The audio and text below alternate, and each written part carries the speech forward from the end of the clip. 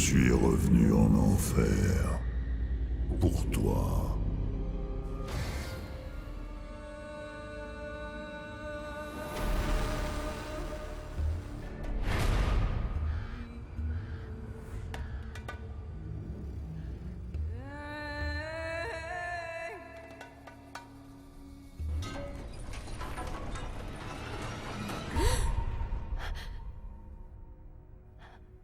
Je crois que nous ne sommes pas en sécurité ici.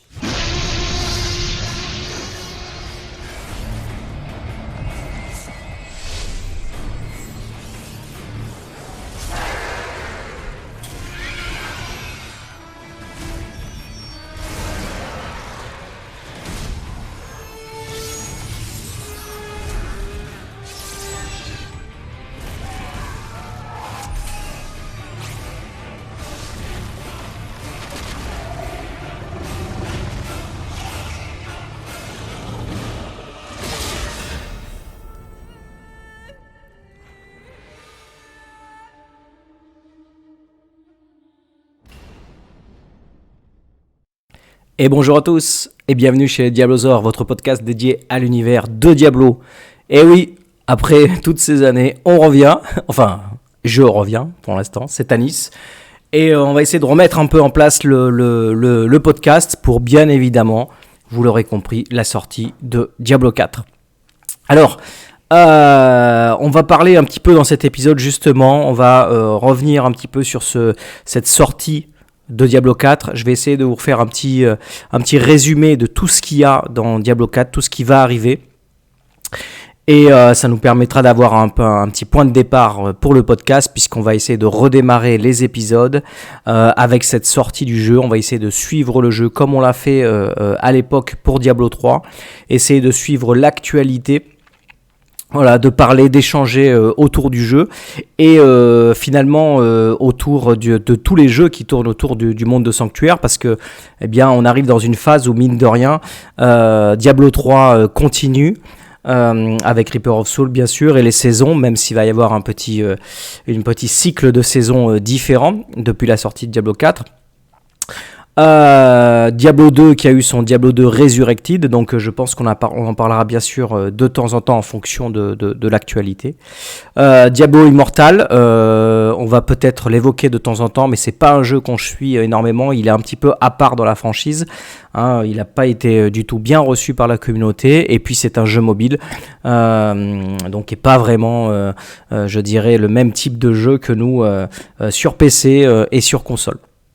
Donc du coup on va se focaliser bien évidemment sur Diablo 4. En attendant son arrivée, on a pu quand même tester la bêta, on en reparlera.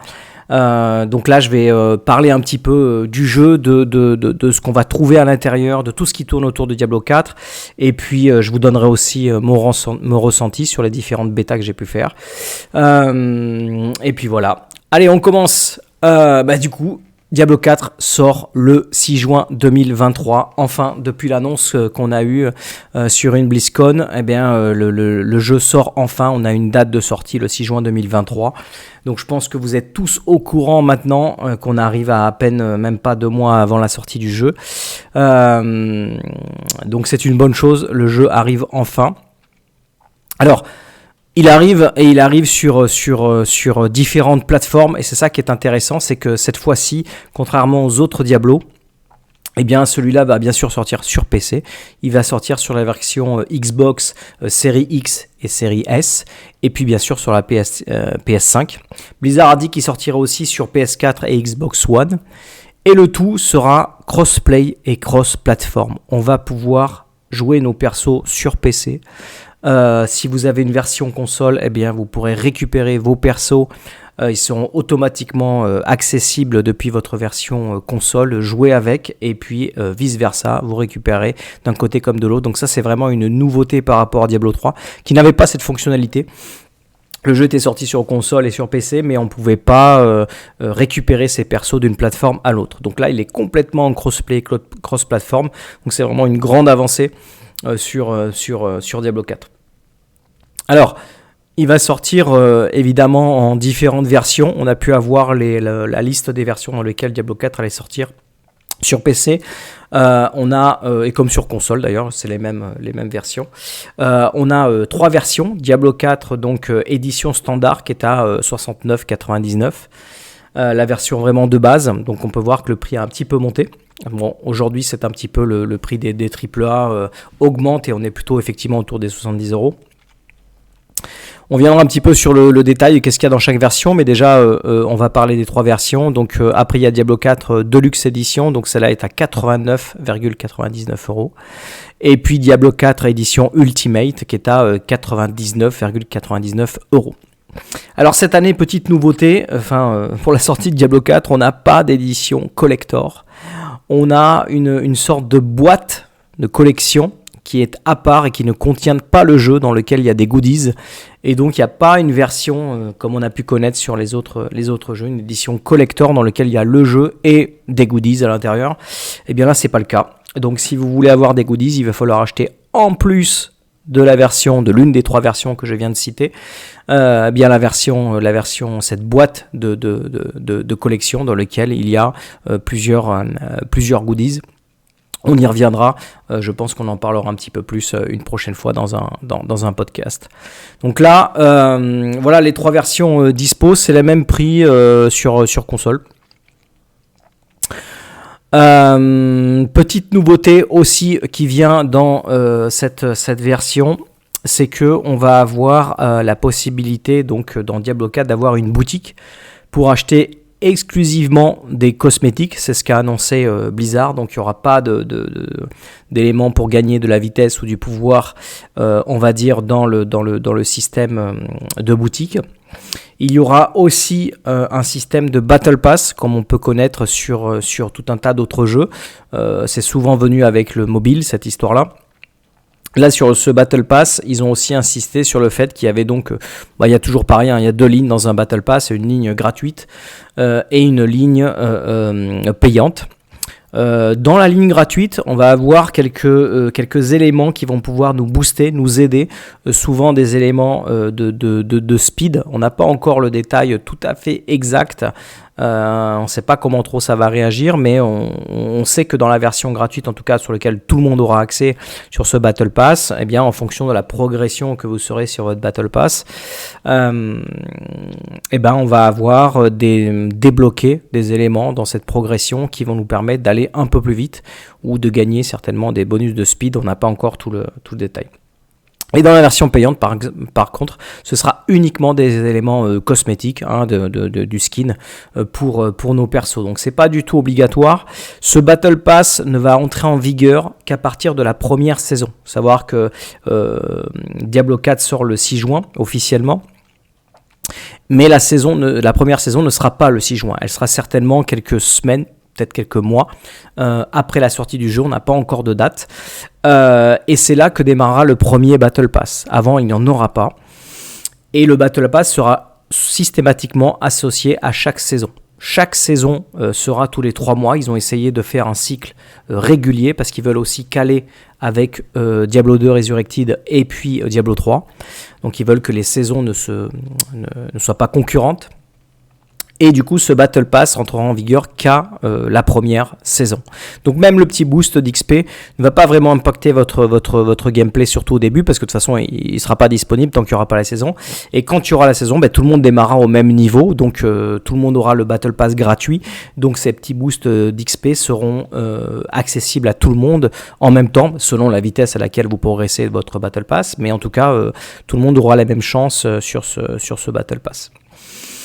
Alors pour revenir un petit peu sur les versions boîte, je vais peut-être aller un petit peu plus précisément dedans.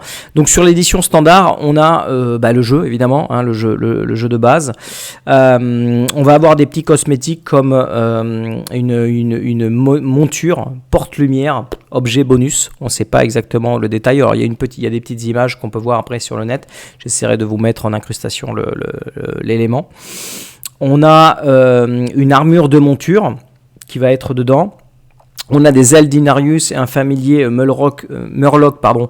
Ça, c'est pour Diablo 3, des petits bonus sur Diablo 3. Ceux qui ont déjà précommandé, acheté le jeu, eh bien, ils ont déjà ces bonus en jeu.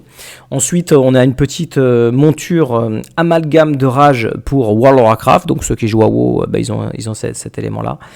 Et puis, il y a un ensemble ornemental, ténèbres et les terres d'ombre pour Diablo Immortal. Voilà, c'est tout ce qu'il y a dans la version standard, on va dire. Après, dans la version Deluxe, évidemment, il y a tout ce que vous avez dans la version standard, plus un accès jusqu'à 4 jours d'un accès anticipé au jeu. Ce qui fait que ceux qui auront acheté cette version pourront jouer à partir du 2 juin et non du 6. Donc là, il y a un petit avantage à commencer un peu avant les autres, mais comme il n'y a pas de saison, c'est pas vraiment un avantage compétitif, c'est juste que vous avez accès au jeu avant les autres.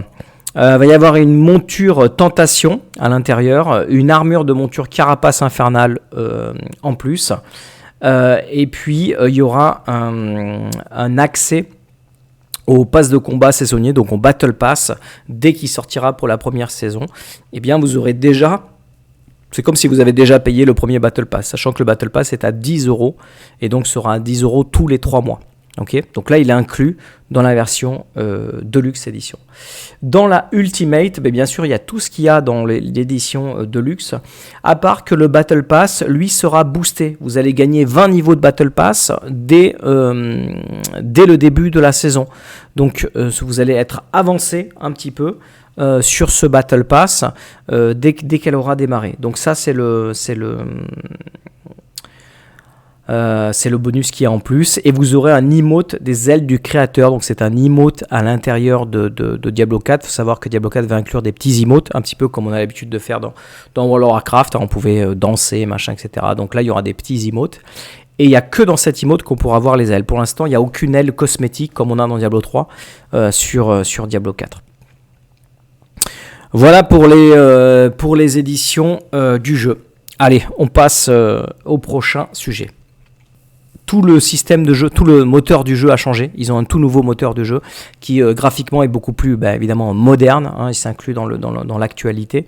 Pour ce qu'on a vu et ce qu'on a pu tester, le jeu est vraiment beau, vraiment vraiment magnifique. Il revient aux sources au niveau du côté dark qu'avaient un petit peu critiqué les gens sur Diablo 3. Ils trouvaient que Diablo 3 était trop coloré et s'éloignait de la tendance qu'il y avait dans Diablo 1 et dans Diablo 2, un jeu qui était très noir, très sombre, vraiment dans le côté un peu ténèbres, etc. Et ce côté, voilà, on se combat contre des démons, donc c'est violent, il y a du sang, etc. Donc on revient... On s'était un peu écarté de la voie, on va dire, avec Diablo 3, et là on revient sur cette zone avec Diablo 4, et on peut dire que franchement, de ce qu'on a vu, et les critiques sont plutôt unanimes, le jeu est vraiment vraiment beau. On ressent bien ce côté feeling dark qui revient, même si c'est pas aussi dark que pouvait l'être Diablo 1 et Diablo 2, mais il y avait d'autres raisons à ça. Là, techniquement, ils ont vraiment fait un effort colossal pour arriver à ça. Et le jeu est vraiment magnifique. Franchement, le jeu est vraiment super, super beau. Voilà, si vous avez un PC qui tourne à peu près correctement, franchement, vous allez profiter du jeu. Il va vraiment avoir, je dirais, il y a vraiment une progression, une énorme progression par rapport à Diablo 3. Le jeu est vraiment beau. Au niveau des éléments comme ça de graphiques qui sont intéressants, on va avoir un cycle de jour et nuit dans le jeu. Donc le jeu va vraiment va changer comme ça l'éclairage, voilà, le côté sombre, clair de la journée. Et puis tout au long de vos séances de jeu, vous allez voir que le soleil tourne en fait, et donc il y a un vrai cycle de jour et de nuit. C'est une grande évolution qu'il n'y avait pas dans les autres versions. On va avoir aussi l'avantage que, on va en parler un petit peu plus tard, mais du monde ouvert dans lequel on va jouer. Et dans ce monde, le chargement entre les zones, il n'y a pas de chargement entre les zones. Il y aura seulement du chargement quand on va rentrer dans les donjons, quand on va rentrer dans les petites cellules, quand on va se téléporter. Effectivement, il va y avoir un petit temps de chargement. Mais entre les zones du monde, il y aura pas de chargement. Au niveau du gameplay, franchement, le gameplay, on sent qu'ils ont réussi à faire prendre le gameplay un peu vraiment nerveux qu'il y avait dans Diablo 3, tout en ayant un petit truc, ça tourne un peu plus lent, enfin, c'est entre Diablo 2 et Diablo 3. Diablo 3, c'est vrai que dès qu'on commence à être équipé, ça va à une vitesse pas possible. Là, on retrouve quelque chose d'un petit peu plus tranquille. Ça démarre doucement. Alors, on ne sait pas si dans le endgame, ça va vraiment accélérer.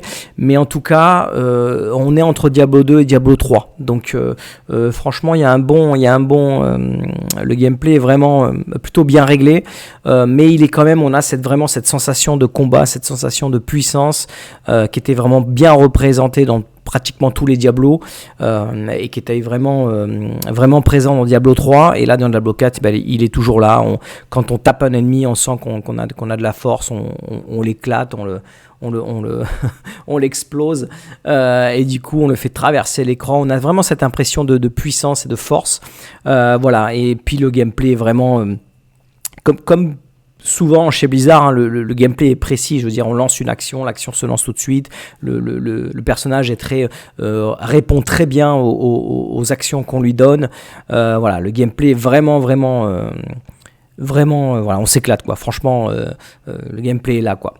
Quand on compare avec d'autres jeux, quand on teste d'autres ARPG, d'autres hack and slash, des fois on peut sentir que il manque quelque chose, c'est pas aussi fin, on sent que la réaction elle est pas autant là. Il y a des jeux comme PoE, Path of Exile, comme Last Epoch, comme Grim Dawn. Il y a plein d'autres jeux qui sont super en hack and slash, mais c'est pas la finesse qu'a un Diablo. On sent que ils n'ont pas cette facilité, on va dire, ou cette faculté qu'a Blizzard à créer des jeux qui sont vraiment le gameplay, gameplay first, le gameplay on voit vraiment, et on se sent vraiment immergé avec le gameplay. Voilà un petit peu pour ce petit tour d'horizon. On va parler un petit peu maintenant du monde ouvert. Savoir que Diablo 4 introduit vraiment quelque chose de nouveau là. C'est vraiment une avancée. Alors, certains pourront aimer et d'autres non, mais en tout cas, ils ont vraiment avancé dans cette direction.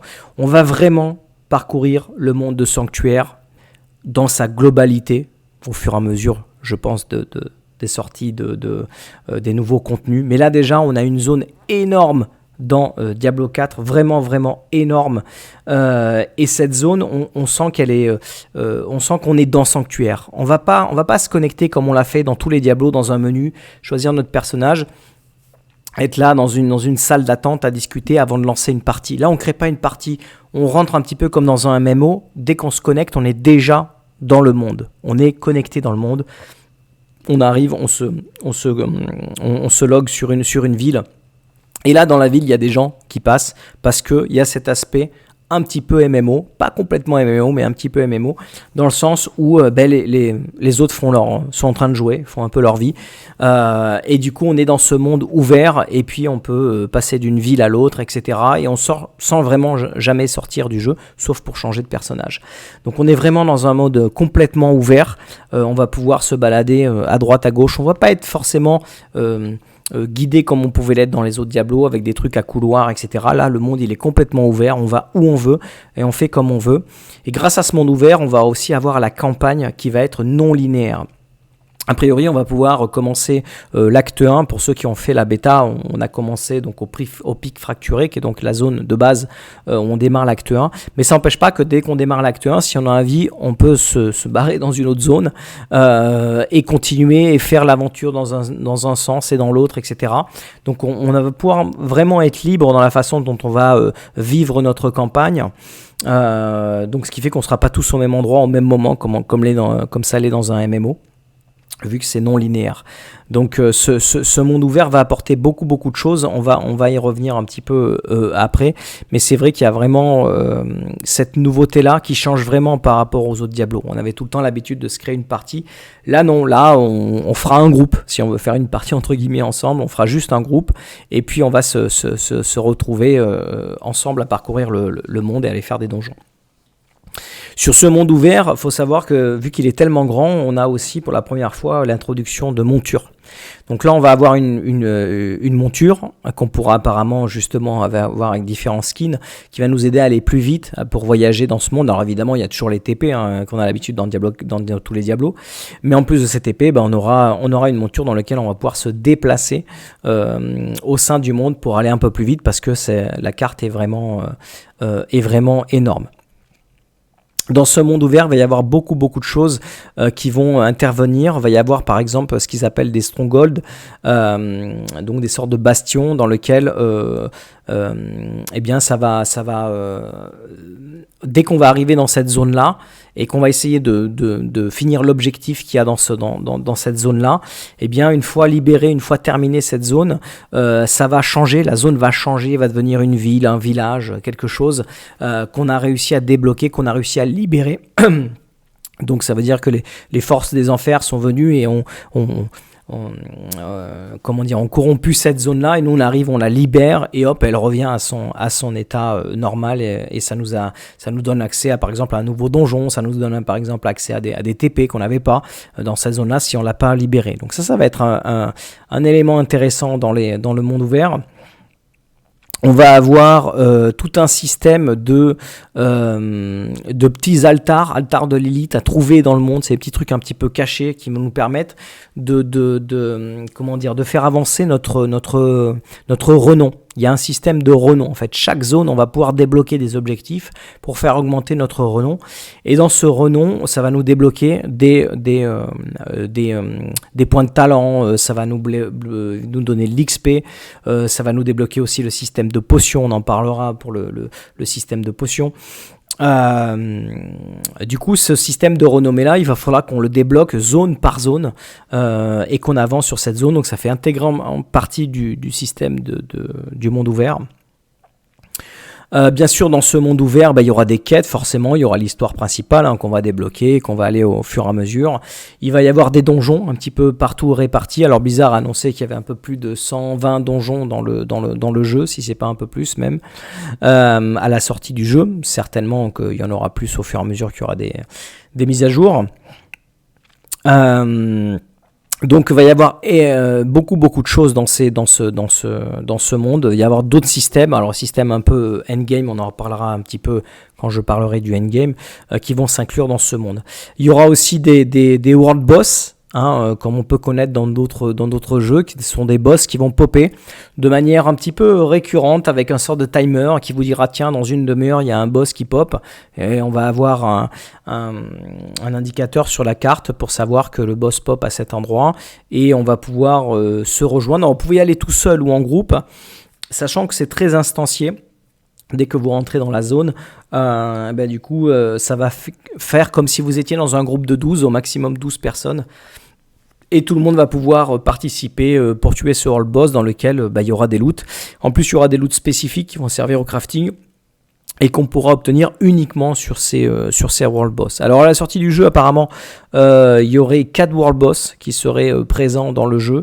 On en a découvert quelques-uns sur les différentes vidéos, et puis on en a pu en tester un pour ceux qui ont testé la bêta récemment. On a pu tuer à Shava un des boss donc dans le monde de Diablo. Voilà, donc franchement, pour avoir parcouru un petit peu le monde, c'est vrai que ça change d'être vraiment dans Sanctuaire. On a vraiment cette sensation d'être dans le monde. Et puis même si on était dans la bêta, on était limité à une petite zone, on peut voir l'étendue du monde qui est vraiment, qui est vraiment énorme.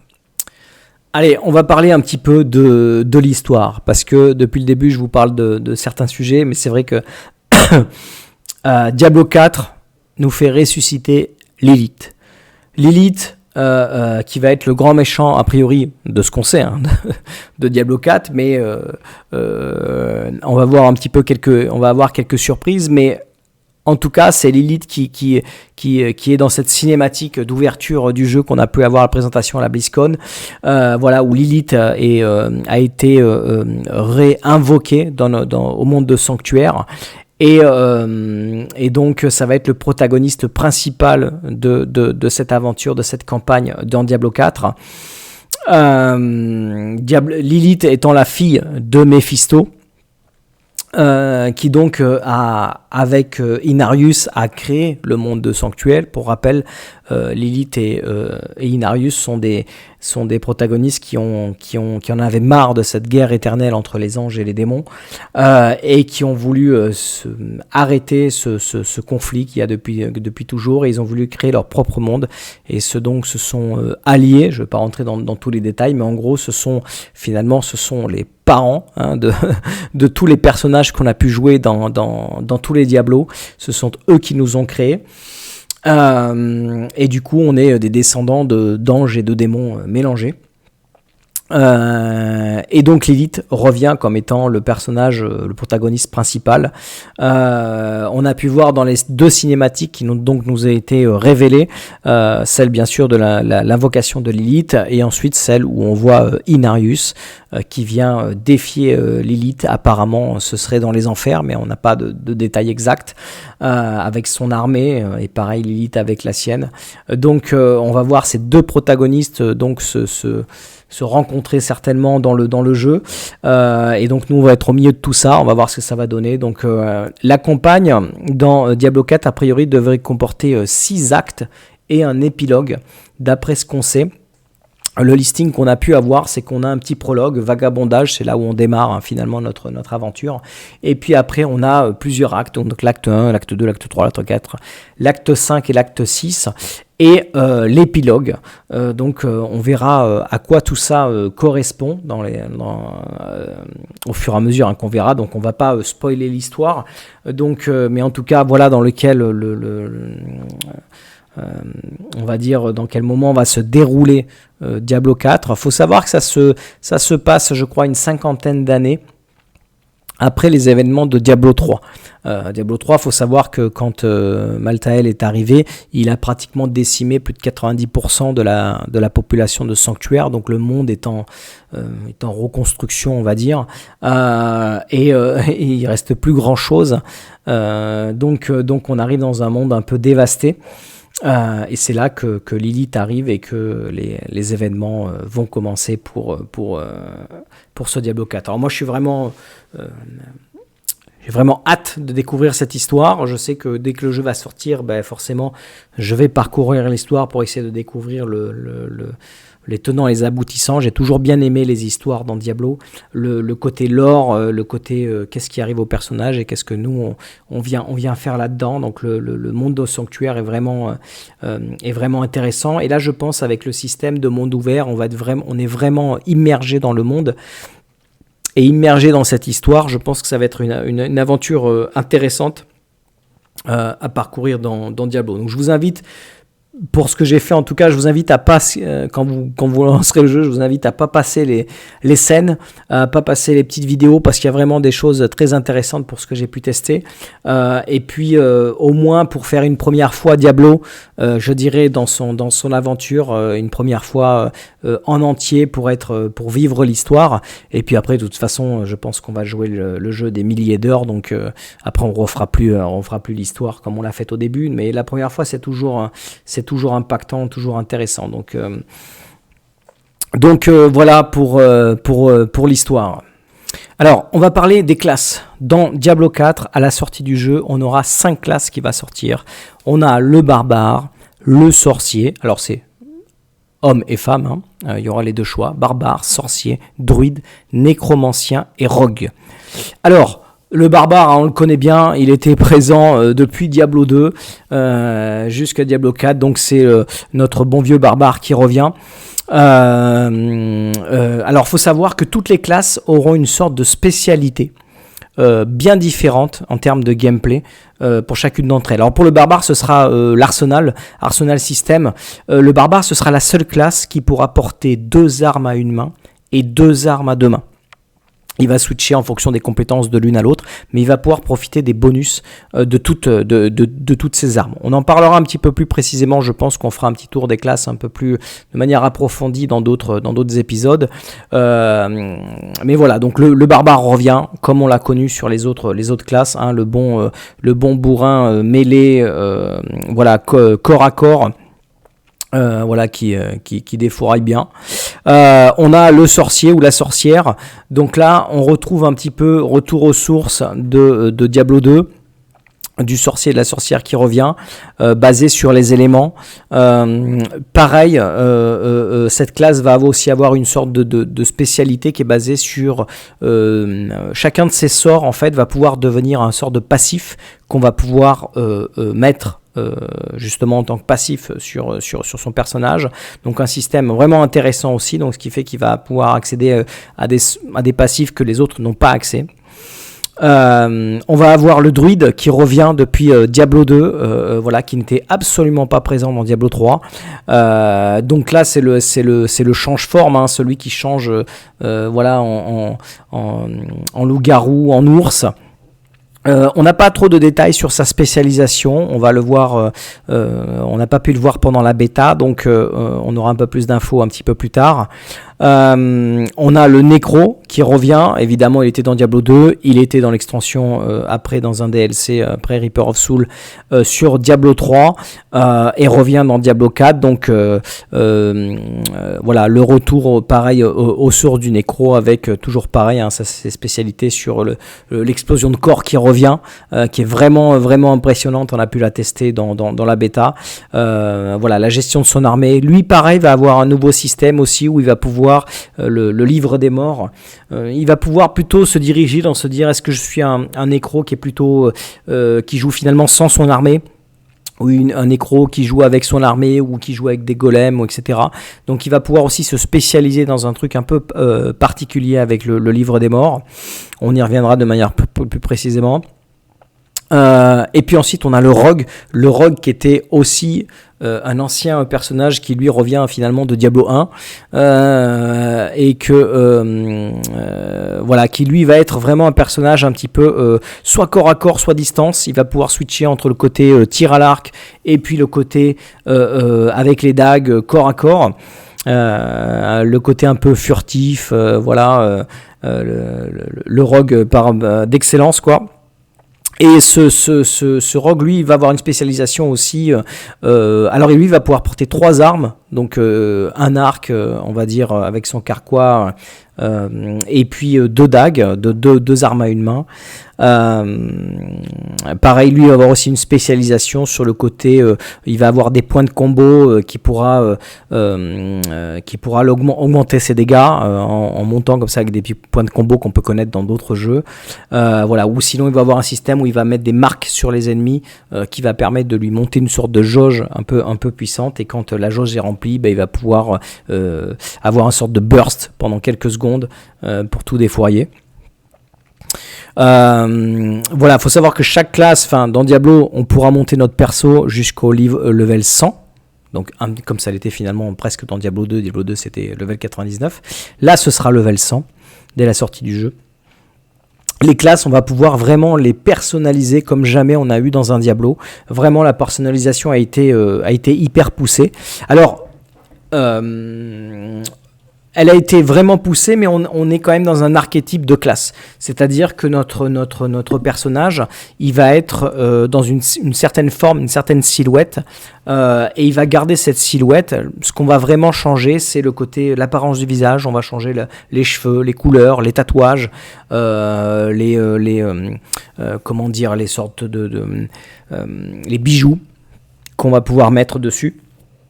Mais l'esthétique le côté est-ce que mon perso il est plutôt fin, est-ce qu'il est plutôt gros, est-ce qu'il est plutôt musclé, pas musclé, etc.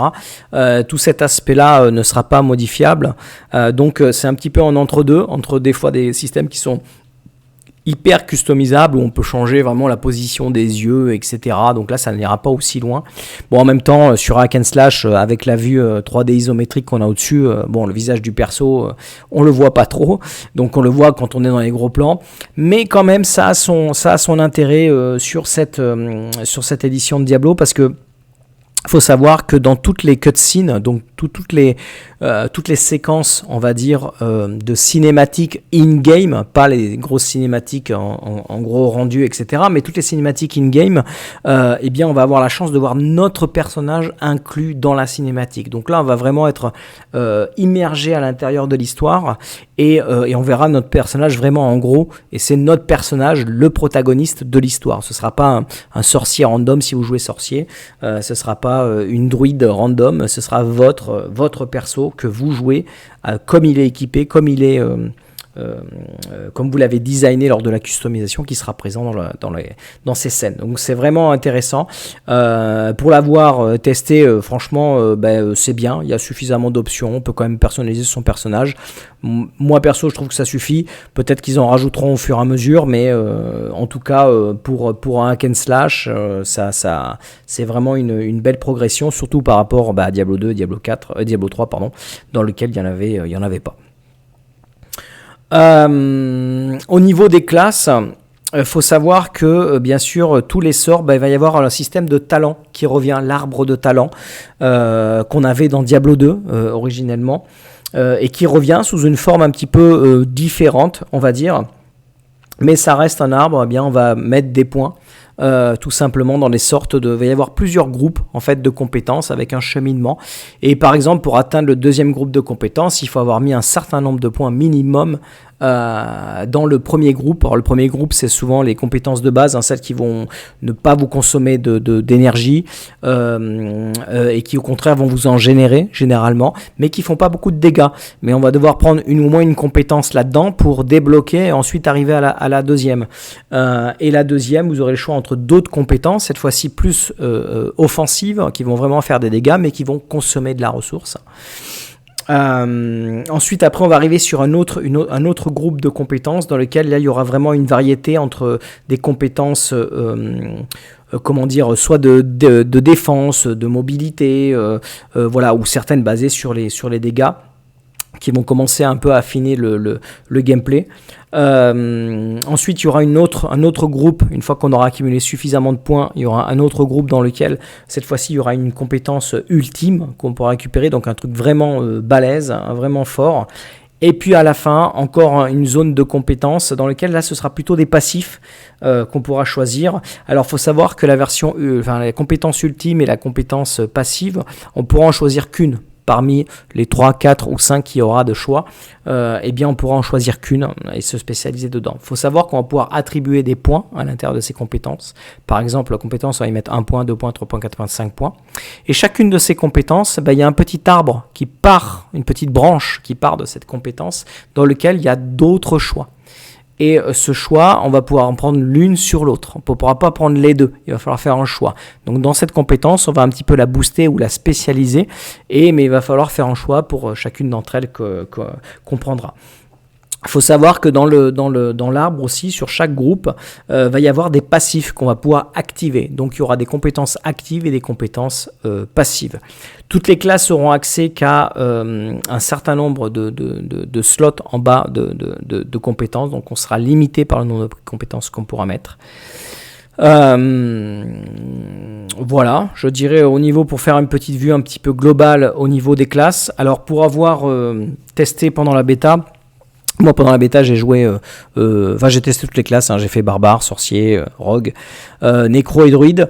Perso, forcément, j'ai préféré le barbare et le sorcier. Ce sont mes classes un peu de prédilection. Le sorcier était un petit peu trop OP. Il défonçait un petit peu tout avec les hydres, etc. Après, c'est une bêta. On peut pas se fier. On était limité au niveau 25. Le barbare, vraiment bien. Je me suis bien éclaté aussi. Le nécro, vraiment cool. cool aussi avec le côté explosion des corps. J'ai vraiment retrouvé les sensations qu'on avait dans Diablo 2 et qu'on n'avait pas vraiment dans Diablo 3 sur le Necro. Le rogue, bonne surprise cette classe. Franchement, le côté the switch entre mon arc et puis dès que je vois les ennemis de loin, je commence à les tataner avec mon arc. Et puis dès qu'ils commencent à se rapprocher, machin, hop, je bascule tout de suite. Je suis au corps à corps avec mes compétences de corps à corps. J'ai bien aimé ce combo. Alors je sais pas si on pourra vraiment se spécialiser que de la distance ou que au corps à corps. Je pense que oui, d'après ce que j'ai vu, mais c'est vrai que moi j'ai trouvé le côté switch entre les deux vraiment intéressant. À voir ce que ça va donner en endgame, mais j'ai trouvé cette classe vraiment surprenante.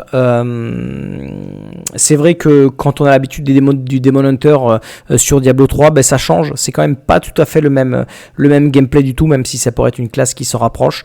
Non, ça change vraiment.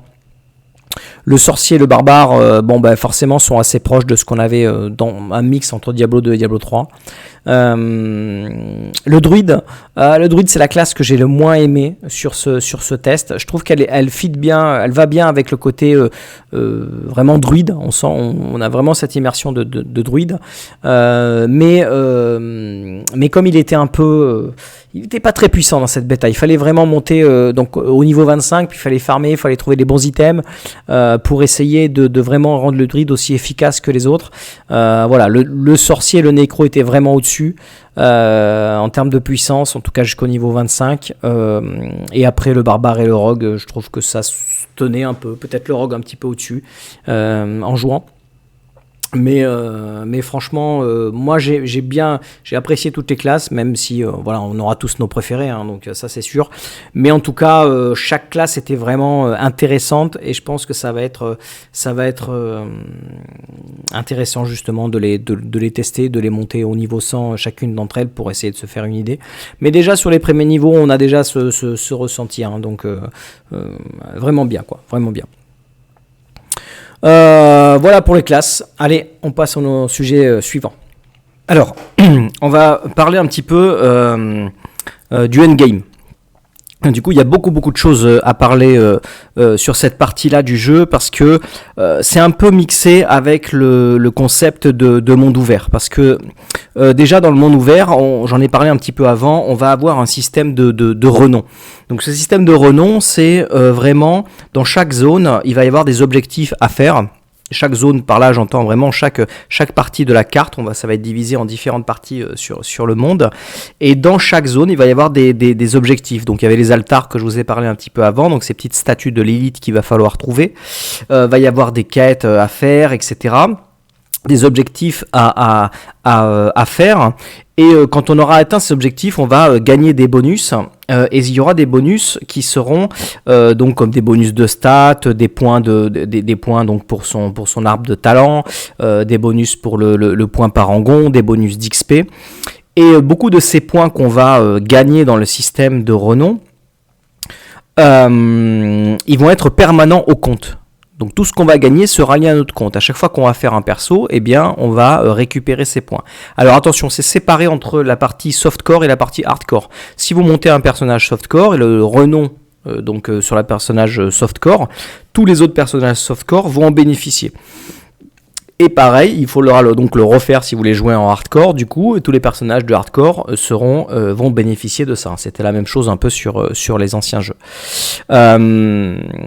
Faut savoir aussi que ce système de renom, comme les altars de Lilith, qui vont vous donner des points de compétence, eh bien apparemment, dès qu'on les aura débloqués, ils vont nous suivre tout au long des saisons. On n'aura pas besoin de les refaire. C'est-à-dire que les altars, par exemple, comme c'est des petits points à trouver dans la map et pas forcément facile, il y en a beaucoup, ça risque d'être assez chiant à refaire, mais ils ont fait en sorte que si on les refait, on gagne de l'XP, donc ça fait monter notre renommée. Mais par contre, les points qu'on a gagnés la première fois qu'on les a débloqués, donc plus 10 en force, etc., plus 10... à droite, à gauche, ça on les a déjà dès qu'on crée le nouveau perso, et même si on l'a gagné en première saison, on l'aura en deuxième saison, en troisième saison, etc. Ça va nous suivre en fait. Donc ce sera intéressant de les refaire pour avancer un peu plus vite la renommer.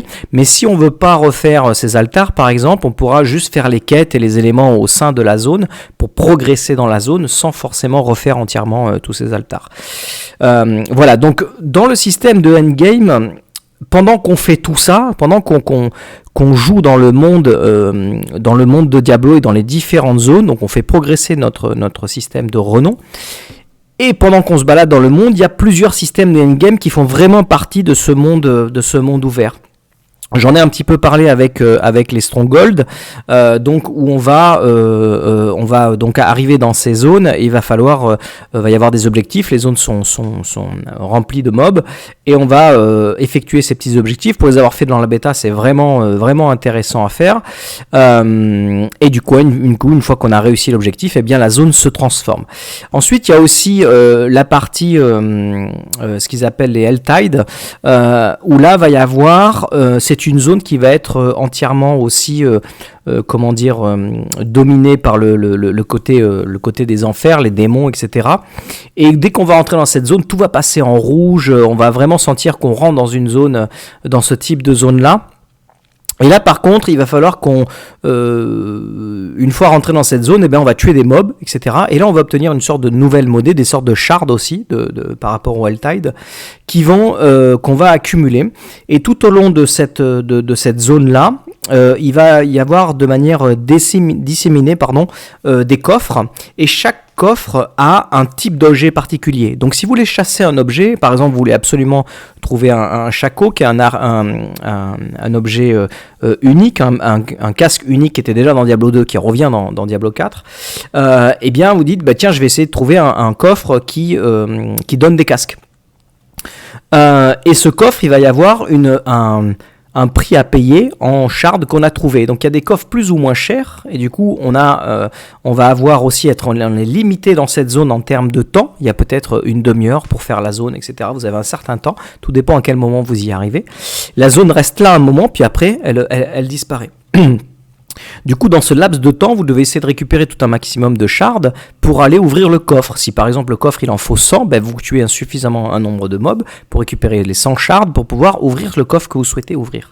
Sachant que si vous mourrez, vous perdez ces trucs. C'est pas ils retombent au sol, c'est vous les perdez. Donc il faut retourner les chasser. Donc il faut essayer de pas mourir pendant ce laps de temps pour accumuler ces shards et ouvrir les coffres que vous souhaitez. Si vous avez suffisamment de shards, vous pouvez en ouvrir plusieurs. D'accord ?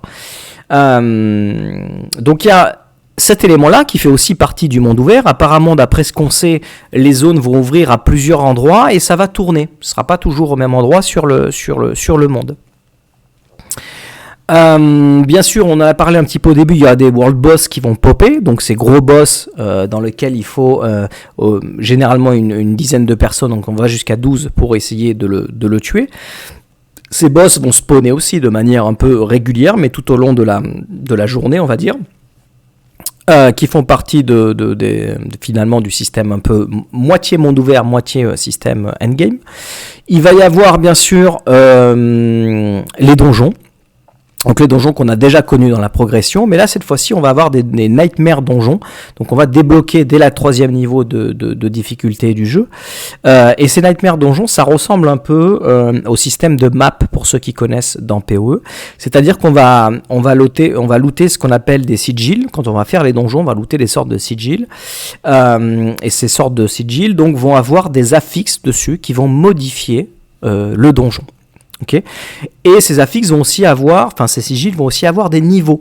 Donc en fonction du niveau, si par exemple vous faites un donjon level 100 avec un sigil level 100, je sais pas, eh bien le donjon sera de ce niveau-là. Apparemment, on va pouvoir monter jusqu'à 150. Alors que nous, on sera bloqué niveau 100. Donc il va y avoir des donjons de plus en plus difficiles en fonction des sigils que l'on loot et en fonction des affixes et des événements aléatoires qui peuvent popper dans le donjon. Donc on va avoir ce système-là qui reprend un peu le système des rifts finalement, qu'on a dans Diablo 3, mais qui en plus rajoute le fait qu'on peut modifier ce qui se passe dans le donjon. Ces sigils, on va pouvoir donc les looter, on va pouvoir aussi les crafter, donc les désenchanter entre guillemets pour les détruire, obtenir des poussières, et avec ces poussières, on crée un autre auprès de l'occultiste. Donc ça va être une grosse partie du endgame, hein. Apparemment c'est le système ultime du endgame. Mais comme il est mélangé avec tout le reste, c'est pour ça que je le mets un peu dans tout ça, et c'est connecté au monde ouvert. On va avoir associé à ça ce qu'ils appellent donc de Tree of Whispers, donc l'arbre des murmures. On va avoir, ça remplace un peu le système de primes qu'on avait dans Diablo 3. Cet arbre va, entre guillemets, tout en parcourant le monde, on va pouvoir faire ses objectifs. Il y a des objectifs à faire, aller tuer tel mob, tel élite, aller faire tel donjon, etc. Et quand on les a fait, on va monter une barre de progression, d'accord ? Et une fois qu'on aura atteint cette barre de progression, on pourra aller réclamer auprès de l'arbre une cache. Et dans cette cache, il y aura, quand vous allez cliquer sur l'arbre, il va y avoir 3 choix de différentes caches. Donc par exemple une cache pour les casques, une cache pour les armes, une cache pour une pièce d'armure. Et vous allez choisir une de ces caches. Donc ça va vous permettre de cibler un peu le type d'objet que vous le souhaitez, une manière de plus de cibler un objet que vous souhaitez. Et quand vous ouvrez cette cache, vous avez de grandes chances de looter des légendaires ou des uniques de ce type. Vous allez d'ailleurs looter que des types que vous avez choisis. Si vous avez choisi une cache de casque, vous aurez que des casques, mais après on ne sait pas la rareté. Donc ça va, et puis une fois qu'on l'a terminé, on peut en recommencer une autre, etc. Ce qui est intéressant dans tous ces systèmes, c'est que on les fait simultanément, entre guillemets. C'est-à-dire que vous vous baladez dans le monde, vous dites tiens, là il y a un donjon, il fait partie de mon truc, je peux aller le faire. Je ressors du donjon, tiens, il y a un Helltide qui a popé à côté, je peux aller le faire. Et après il y a un Stronghold qui est là, puis après il y a un World Boss qui pop. Ce qui fait que vous vivez vraiment dans ce monde, et dans ce monde il se passe des choses. Et vous pouvez passer d'un truc à l'autre, puis revenir après, recontinuer le côté l'arbre des murmures. Vous pouvez repartir dans un sens. Enfin, c'est très tout est vraiment mélangé les uns dans les autres, et ça fait vraiment un système où on peut passer d'un truc à l'autre. C'était pas comme dans Détroit, on s'est dit bon là on fait de la rift, etc. Là on peut tout mixer. Alors c'est vrai qu'on peut dire je peux faire que des donjons ou que un événement, mais comme il y a des éléments qui pop de manière aléatoire dans la journée de jeu, on va dire, vous vous connectez, vous jouez 2 heures de temps, en 2 heures il peut se passer 2-3 événements, et vous pouvez dire j'y vais pas, je choisis, etc. Donc ça je trouve que c'est vraiment une bonne amélioration. Ça prend des éléments un peu de MMO, ça les intègre dans le côté hack and slash à RPG, mais c'est pas complètement MMO, c'est un peu un mix entre les deux. Donc c'est très personnel, vous verrez au fur et à mesure si vous allez aimer ce système, mais moi j'ai trouvé ça plutôt intéressant à voir sur le long terme, parce qu'après on va passer notre vie en endgame, donc on va voir ce que ça va donner, mais voilà. Mais tout ça, j'ai vraiment bien aimé cet aspect-là. En plus de ça, il y a des zones dans le monde où ce sont des zones PVP. Donc là, il va y avoir un PVP. Alors, un PVP, c'est PVP assez bourrin. Il n'y a pas vraiment d'équilibrage. Vous y allez comme vous êtes, on va dire. Il n'y a pas de système qui va aplatir vos dégâts, etc. Donc, dans cette zone de PVP, évidemment, vous allez pouvoir vous mettre en mode PVP. Et tous les gens que vous rencontrez peuvent être votre ennemi. Il faut savoir que dans cette zone, c'est pas juste du free for all, là, on se tape les uns sur les autres. Le but, c'est aussi de buter les mobs, parce qu'en butant les mobs, on va récupérer des shards aussi, des sortes de monnaie, qu'il va falloir aller réclamer. C'est-à-dire qu'en gros, vous en lootez, puis ensuite, au bout d'un moment, si vous voulez qu'ils vous appartiennent vraiment, parce qu'à ce moment-là, ils sont pas vraiment encore à vous, il va falloir aller sur une partie de la zone PVP, un sort de totem, et que vous allez, donc, dès que vous allez vous approcher de ce totem, vous allez transformer ce que vous avez looté en véritable monnaie, qu'après, vous pourrez aller à un marchand dans la ville et acheter des cosmétiques, apparemment. Mais donc, cette monnaie, faut faire attention, parce que dès que vous allez vous approcher du totem pour valider votre monnaie et la transformer, tous les joueurs qui sont dans la zone vont être au courant qu'il y a quelqu'un qui est en train d'essayer de transformer sa monnaie. Du coup, vous allez certainement voir s'il y a du monde, débarquer des mecs pour essayer de vous buter et de vous piquer ce que vous avez récupéré avant même que vous l'ayez transformé. Tant que ce n'est pas transformé, n'importe quel joueur peut vous les piquer. Une fois que c'est transformé, ça fait partie de votre monnaie, maintenant c'est à vous. Ok ? Donc ça va rajouter encore des zones comme ça dans le monde dans lequel il y aura du PVP. Donc à vous de voir si vous voulez faire du PVP ou pas. Donc on va voir si sur le long terme ça va durer. Mais en tout cas, c'est un ajout qui se fait aussi au monde ouvert et qui peut faire partie aussi du système de endgame. Alors, par rapport à ça, au niveau du endgame, on a aussi, quand on va arriver à partir du niveau 50, on va débloquer le fameux parangon. D'accord ? Donc là, on n'est plus dans le parangon comme on avait dans Diablo 3. Déjà, il n'est pas infini, il va s'arrêter. Au maximum, d'après ce qu'on sait, d'arriver du niveau 50 jusqu'au niveau 100, on va gagner à peu près 200 points de parangon, plus une vingtaine de points qu'on va gagner via le système de renom et des quêtes. Ok ? Donc on aura 220 points a priori à répartir dans ce système de parangon. Je vous mettrai, pour ceux qui regardent le podcast en vidéo, je vous mettrai une incrustation pour montrer, pour ceux qui ne l'ont pas vu, comment c'est. Et donc ce système de parangon, c'est un système de tuiles qu'ils appellent, donc des sortes de gros carrés dans lequel à l'intérieur il y a une sorte de damier. Une sorte donc de petit damier mais qui est tracé avec des différents chemins. Et chaque point de ce damier, chaque élément, eh bien, il y a des bonus, plus 5 en force, etc. Ça, c'est pour les premiers niveaux. Il y a 4 systèmes on va dire de points parangon qu'on peut mettre. Donc, il y a les normaux qui sont souvent juste des bonus de stats. Il y a des magiques qui sont un peu plus puissants. Et puis, il y a des rares, des jaunes, dans lesquels il va y avoir des effets particuliers. Et puis, il y a des légendaires, d'accord ? Souvent, il y a un légendaire par tuile, et c'est celui-là qu'on va aller chercher parce que ce légendaire, il va être vraiment, d'après ce qu'ils disent, il va vraiment définir un build. Donc du coup, vous allez choisir une tuile parce qu'il y a plusieurs tuiles par classe et vous allez choisir les tuiles que vous voulez mettre, d'accord ?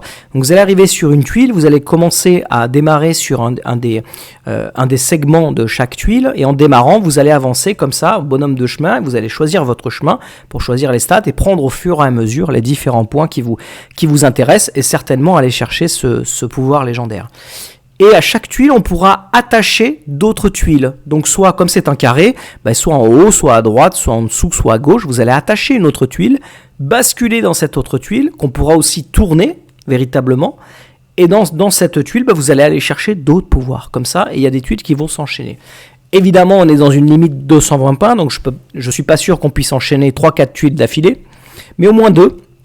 Et voire 3, et dans lequel on va pouvoir, c'est là qu'on va créer vraiment notre spécialisation apparemment. Si par exemple je prends le barbare et qu'il y a une tuile qui est liée aux dégâts qui sont liés avec avec le saut par exemple, je sais pas, eh bien on va se faire un build qui est lié par rapport au saut. Mais si on ajoute une deuxième tuile qui lui va apporter d'autres éléments de gameplay, comme je sais pas, des dégâts de froid, etc., ou des effets par rapport à un élément particulier, eh bien ça va nous faire un saut froid par exemple. Donc chaque tuile va avoir une sorte de thème qui lui est attaché. Et dans ce thème, évidemment, les pouvoirs qui sont dedans, et principalement le légendaire, mais aussi les rares qui sont intéressants dans l'arbre, vont avoir ce thème attaché. Ce qui fait qu'on va avoir un choix de différents thèmes, et on va essayer de les associer dans ce système de parangon. On l'a pas vraiment testé, véritablement, mais voilà ce qu'on en sait aujourd'hui. Évidemment, on en saura plus à la sortie. Donc c'est ça qui va vraiment donner à notre personnage une personnalité et un build particulier. Faut savoir que ce parangon va être, on va pouvoir se faire rembourser les points qu'on a payés, donc soit point par point, on va pouvoir revenir en arrière, soit le reset complet, mais apparemment ça va coûter très très très cher, ça va servir à vider un peu notre économie de gold. Voilà, donc tout ça c'est attaché au système de endgame, donc il y a quand même pas mal de choses, en tout cas pour la sortie du jeu, je trouve qu'il y a quand même pas mal d'éléments différents. Après, il faut quand même se rappeler que les développeurs ont bien insisté sur le fait que Diablo 4 serait un jeu-service. Ce qu'ils entendent là par jeu-service, évidemment, c'est de continuer à le maintenir de façon vraiment soutenue. Pas comme l'était Diablo 2, pas comme l'était Diablo 3, où on avait un patch de temps en temps, etc. Là, ils comptent le soutenir parce qu'ils comptent aussi sur le fait de notre soutien, c'est-à-dire qu'on achète des choses dans la boutique, on achète le Battle Pass, et donc on continue à donner de l'argent pour l'entreprise, pour que celle-ci puisse continuer à payer les développeurs et à continuer à nous faire du contenu. Si c'est ce cercle vertueux qui se met en place, ça risque d'être super intéressant pour nous, puisqu'on risque d'avoir un jeu qui est maintenu, qui va être corrigé constamment, qui va évoluer, dans lequel on va avoir des nouveaux systèmes de gameplay à chaque saison qui vont arriver, peut-être des nouveaux éléments d'histoire, on va avoir peut-être des nouvelles tuiles de parangon qui vont arriver, etc. Donc chaque saison va apporter sa pierre à l'édifice, et le jeu devrait évoluer considérablement rien que déjà au niveau de la première année, ça devrait beaucoup plus évoluer, parce que faut rappeler qu'apparemment on va avoir une saison tous les 3 mois, donc il y aura 4 saisons par an. Donc s'il y a 4 saisons, ils ont dit que les saisons seraient significatives en termes de contenu. Donc s'il y a 4 saisons d'un nouveau contenu qui est vraiment qui change la donne à chaque fois, on risque de pas s'ennuyer. Et donc du coup, le système qu'on a là au lancement, il est tel qu'il est, il y a déjà ces éléments-là, et bien dès la première saison, il y a des choses qui vont arriver. Donc je pense qu'on peut être quand même assez content de comment ils voient le jeu par rapport à ce qu'on pouvait avoir dans Diablo 3 et Diablo 2, où vraiment on n'avait pas de visibilité sur qu'est-ce qu'il allait y avoir de nouveau une fois le jeu sorti. Il faut savoir qu'ils ont aussi parlé qu'ils allaient faire des extensions, c'est leur souhait. C'est bien sûr dans ces extensions, c'est là qu'on aura des éléments comme une nouvelle classe, un nouvel acte, des nouvelles zones du monde qui vont être dévoilées. Forcément, dans les saisons, ça va pas être des trucs aussi gros. Ils vont se les garder pour les extensions, pour se faire du pognon, hein, forcément, pour qu'on achète. Donc, mais ce qui est normal, ce qui est logique, quoi, finalement. Donc c'est plutôt bien pour nous, parce que souvent quand on aime un jeu comme celui-là, on est en demande de contenu. Donc même s'ils nous demandent de payer sur certains systèmes de contenu importants, on est un peu plus ouvert à ça, quoi. Voilà pour le système de endgame. Donc il y a déjà pas mal de choses, et comme vous avez vu, le système de endgame est vraiment connecté avec le monde ouvert. C'est vraiment voilà, l'un va pas sans l'autre. Alors, on peut parler maintenant un petit peu de l'itémisation dans Diablo. Donc on retrouve dans Diablo des choses qui ont évidemment changé au fur et à mesure entre Diablo 2, Diablo 3 et Diablo 4. Le système d'itémisation, on y reviendra un petit peu plus en détail après dans des podcasts particuliers. Là, je ne veux pas trop y passer de temps. Je vous montrerai quelques images si vraiment vous les avez pas vues. Mais donc on va avoir notre personnage qui est évidemment équipé d'un certain nombre d'items. Chaque item va avoir des stats, c'est comme d'habitude. Mais les éléments qui est vraiment changeant dans celui-ci, c'est que donc déjà on va avoir des items blancs classiques qui vont pas servir à grand chose à part vraiment au tout début du jeu. On va avoir des items bleus magiques, pareil avec des petits pouvoirs en plus. Alors la particularité, c'est que les rôles qu'il va y avoir sur un item bleu, c'est les rôles les plus gros a priori qu'on pourra avoir sur les items classiques. Par exemple, si par rapport à un item jaune après un item magique, lui par exemple s'il peut roller entre 10 et 40, peut-être qu'un bleu va pouvoir roller entre 15 et 50. Okay, mais il a moins de stats, il n'y aura que 2 stats. Alors que sur un jaune, on va pouvoir avoir 3 ou 4 stats. D'accord, sur la ligne, sur les différentes lignes de l'objet. Et après les magiques, les rares, on va pouvoir avoir des légendaires. Ok, ces légendaires, en fait, c'est comme si c'était un jaune avec un pouvoir légendaire. Ok. Ce pouvoir légendaire, il n'est pas vraiment attaché à un item en particulier. C'est-à-dire qu'il y a des pouvoirs légendaires qu'on va pouvoir looter sur une amulette, sur des bottes, sur une arme, etc. D'accord ? Et ces pouvoirs légendaires, on va pouvoir les extraire de l'objet qu'on a looté. On va pouvoir les sortir, les récupérer en sorte d'éléments de jeu qu'on va garder dans notre inventaire pour les réutiliser et les mettre soit sur un autre légendaire pour changer son pouvoir légendaire, soit sur un rare pour le transformer en légendaire avec ce pouvoir. Donc là, au niveau de l'itémisation et de l'artisanat, il y a des choses qui commencent à devenir intéressantes. Au-dessus des légendaires, on va avoir des armes uniques. D'accord ? Donc sur ces armes uniques, on va, là c'est vraiment des objets bien particuliers comme le Shaco, comme on retrouve le grand-père, donc des items qu'on a pu avoir dans les différents jeux, mais qui sont vraiment uniques. Ceux-là, par exemple, ne seront pas, on peut pas extraire le pouvoir. Il est sur cette unique. Si on veut avoir le pouvoir unique, on va prendre ces pouvoirs uniques et qui seront très puissants. D'accord, ces items-là. Et puis, on va avoir aussi un peu le système comme les objets, on va avoir des objets ancestrales. Donc, en gros, c'est comme des objets légendaires, mais qui sont super puissants. Enfin, les stats sont vraiment élevés. Donc, on va avoir plusieurs niveaux comme ça d'itemisation. On va aussi bénéficier de ce qu'on appelle un Codex of Power, sur lequel c'est un sort de livre dans lequel on va regrouper les différents affixes, enfin une partie des affixes qui existent, des affixes légendaires des items dans ce codex. On va pouvoir les collectionner. En les collectionnant, en fait, c'est qu'en faisant les donjons, on va pouvoir débloquer ces aspects légendaires qu'on va garder dans notre livre, dans notre codex. Et à tout moment, on va pouvoir, par le biais de l'occultiste, à tout moment, on va pouvoir crafter un item qu'on a looté et lui mettre cet aspect dedans.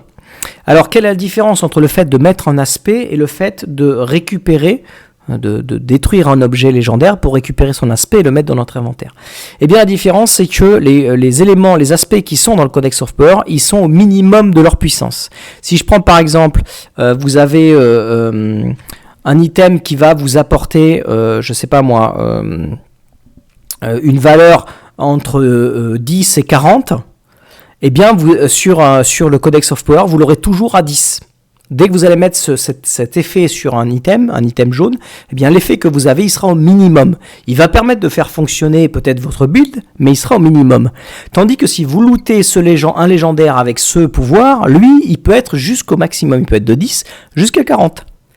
Du coup, ça va nous permettre de créer nos builds assez rapidement, puisque peut-être on va nécessiter certains objets, certains pouvoirs légendaires, comme on avait besoin dans Diablo 3, ou comme on avait besoin dans Diablo 2 finalement, mais de créer notre build au minimum en termes de dégâts, mais qui fonctionne, que la mécanique marche, parce qu'on a les bons pouvoirs. Et si on veut continuer, ben là on va continuer de farmer, hein, ça reste un jeu on farme des items, et ben là ça va toujours être la chasse à l'item pour essayer de looter peut-être les mêmes affixes, mais de bien meilleure qualité. Et il faut savoir aussi que dans ce codec, il n'y a pas tous les pouvoirs de tous les légendaires. Il n'y en a qu'une partie. Donc on va être limité en termes. Il y en a qu'il faudra et on ne pourra les avoir que en lootant. On ne va pas pouvoir tout remplacer par le Codex of Power. Ok ? Il faut savoir qu'on a aussi un système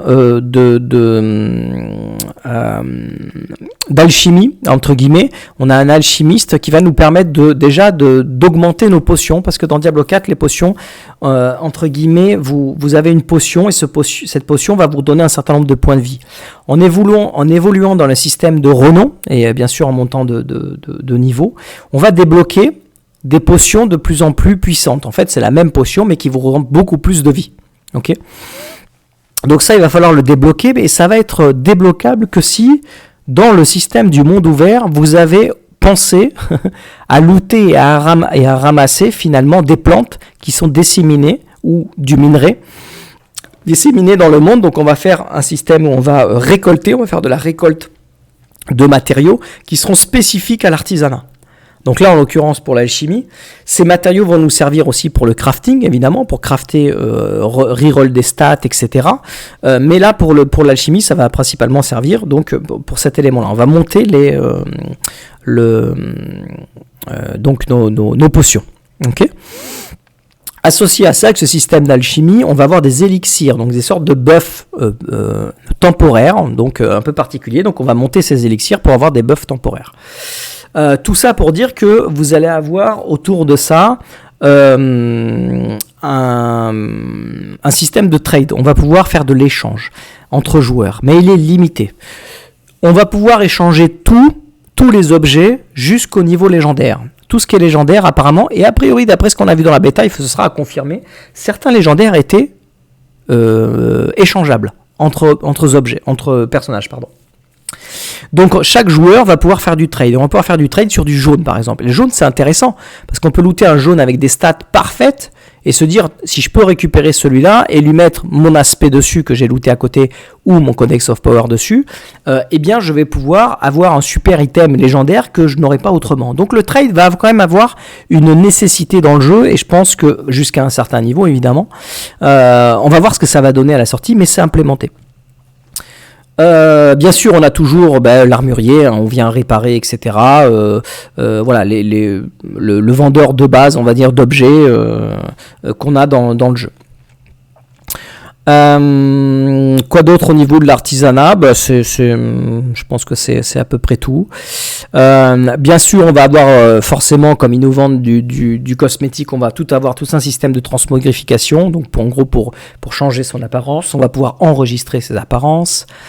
Quoi d'autre? Au niveau des items, on va bien sûr, les gemmes sont de retour. On a même la gemme crâne qui était dans Diablo 2 mais qui n'était pas dans Diablo 3, qui fait aussi son retour. On aura l'occasion d'en parler un peu plus précisément. Voilà, je réfléchis s'il y avait d'autres choses, mais je crois qu'on a fait pas mal le tour. Donc voilà un petit peu pour le côté vraiment vous faire une vue globale, générale. Je ne suis pas rentré trop dans tous les détails parce qu'il y a beaucoup à traiter et je pense qu'on prendra le temps au fur et à mesure des podcasts de s'arrêter sur un élément du jeu en plus des news et d'essayer de l'approfondir, d'échanger sur cet élément. Donc là je sais que je suis tout seul dans celui-ci, mais c'était pour faire relancer un peu le podcast et puis vous faire une petite présentation globale, vous donner un peu mon ressenti moi sur le jeu. C'est vrai que de manière générale, moi j'ai été vraiment bien surpris par Diablo 4. Certaines choses ne me plaisent pas, certaines choses je suis quand même en attente de voir comment ça va donner, mais malgré tout, de manière globale, c'est vraiment un Diablo. Ça fait toujours plaisir de revenir dans l'univers Diablo. Il est vraiment à part. Même si je joue à d'autres ARPG, il y a plein de jeux qui sont sympas. PoE est cool, Last Epoch est vraiment super. Je vous conseille de le tester. On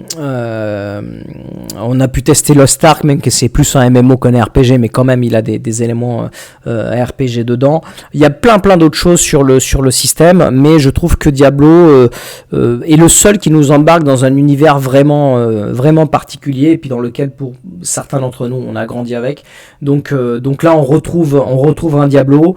Je pense que ça va vraiment être l'éclat de faire cette campagne, de découvrir ce qui se passe avec Lilith, de vraiment découvrir toutes les zones du jeu. On va vraiment avoir l'impression de marcher dans Sanctuaire. C'est vraiment quelque chose qui moi m'a marqué. Et puis tout ce qu'ils promettent sur l'évolution du jeu, le fait qu'il soit maintenu, etc. Donc il y a beaucoup de choses. Donc moi c'est très positif.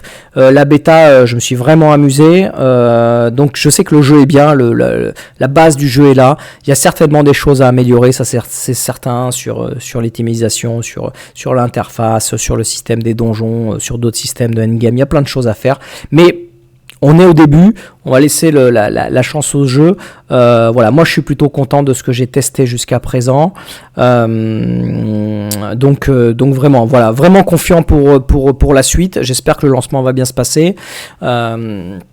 On a appris récemment qu'on va y avoir une autre phase de bêta qui va stresser tester et stresser les serveurs pendant un week-end. Donc si tous les gens veulent s'y connecter pour stresser un peu les serveurs, pour les préparer encore plus, vous aurez la possibilité de le tester. Je crois que c'est du 12 au 14 mai. Voilà, donc vous pourrez reprofiter de Diablo 4, télécharger, savoir que c'est profitable, la bêta est profitable sur PC, Xbox et PlayStation, hein, vous y avez tous accès. Ce sera gratuit pour tout le monde, il n'y a pas besoin d'avoir acheté le jeu. Donc c'est une manière aussi de tester pour ceux qui n'auraient pas eu encore l'occasion. Donc voilà un petit peu, je pense qu'on va arrêter là pour le podcast. J'espère que vous aurez appris certaines choses ou que vous aurez une vue différente sur certaines. Peut-être une petite révision pour ceux qui connaissent un peu déjà. Je sais qu'il y en a qui suivent l'actualité. Bien sûr, il y a plein de streamers, plein d'autres éléments dans lesquels on peut récupérer toutes ces infos. Voilà, je voulais les amener un petit peu à ma sauce. Et puis, Je posterai ce podcast donc sur YouTube et bien évidemment sur les plateformes pour que vous puissiez le télécharger en audio. Le podcast reste accessible en audio. Même sur la version vidéo, je vais essayer de mettre des éléments un peu dynamiques et de vous mettre un peu d'images et de vidéos pour que ce soit un peu plus intéressant que juste me voir moi. Voilà, sur les prochains podcasts, on essaiera d'être plusieurs. J'inviterai un peu des gens qui étaient déjà dans les anciens podcasts. Je vais voir si je peux inviter quelques gens connus de la communauté. Et puis voilà, on va essayer de continuer de suivre l'actualité assez régulièrement. Ce sera pas au jour le jour, ça c'est certain. Nous, on est plutôt côté tranquille, hein. On se dit un peu casual hein, chez nous. Donc du coup, voilà, vous inquiétez pas, vous aurez des infos régulièrement. Voilà, donc j'espère que ce podcast vous a plu. N'hésitez pas, pour ceux qui sont sur YouTube, à liker, hein, vous connaissez les règles sur YouTube, à aimer la vidéo, à la repartager, à mettre des commentaires si vous le souhaitez. Voilà, et puis écoutez, je vous dis à la prochaine, et puis bon jeu sur Diablo 4.